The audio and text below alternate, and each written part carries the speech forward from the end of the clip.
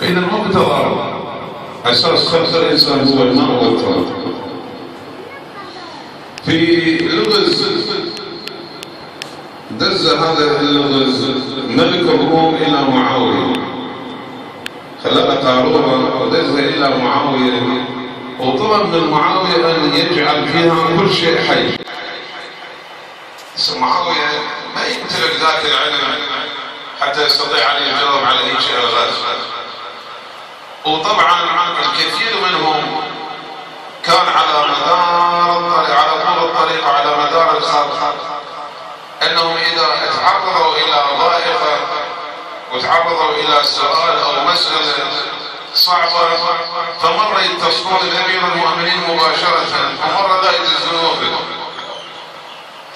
هذا اللعين استعان بابن عباس باعتبار ابن عباس قريب الى علي بن ابي طالب، فإذا كانت عنده النتيجة راح يجاوب، وإذا ما كان راح يستعين بأمير المؤمنين.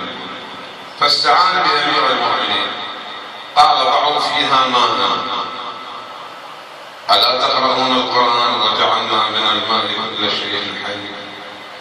خلوا الماء بالقارورة ودزوها إلى ملك الروم. تعجب ملك الروم. هذه حال هناك عدة مسائل حدثت في زمن أمير المؤمنين وليس لها إلا أبا الحسن. في ليلة مظلمة نساء اثنين يجيبن، واحدة تجيب أنثى والثانية تجيب ذكر، لكن الاثنينات يدعن على أن الذكر إلهن. وطبعا لا أكو بعد قبل تحليل ولا أكو مختبرات ولا أكو أجهزة ولا فحص فيها ناي وغيرها وغيرها. شلون تحلها؟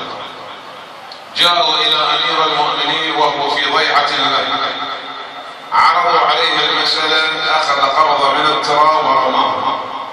قال المسألة بسيطة مثل ما أصنع هكذا. يعني شلون الآن القضية سهلة، الآن أربع التراب ويجي عندي هذا السؤال الجواب. فجاء معهم وأمر بأن يأتوا بإناءين متساويين، أعطى واحد لهذه المرأة والثاني للمرأة الأخرى، وأمرهم أن يضعون ما في صدورهم من لبن في هذا الإناء. جاءوا بالإناءين، واحد من والثاني إلى النص. قال أين صاحبة هذا الإناء الملء؟ قالت قال خذ الذكر.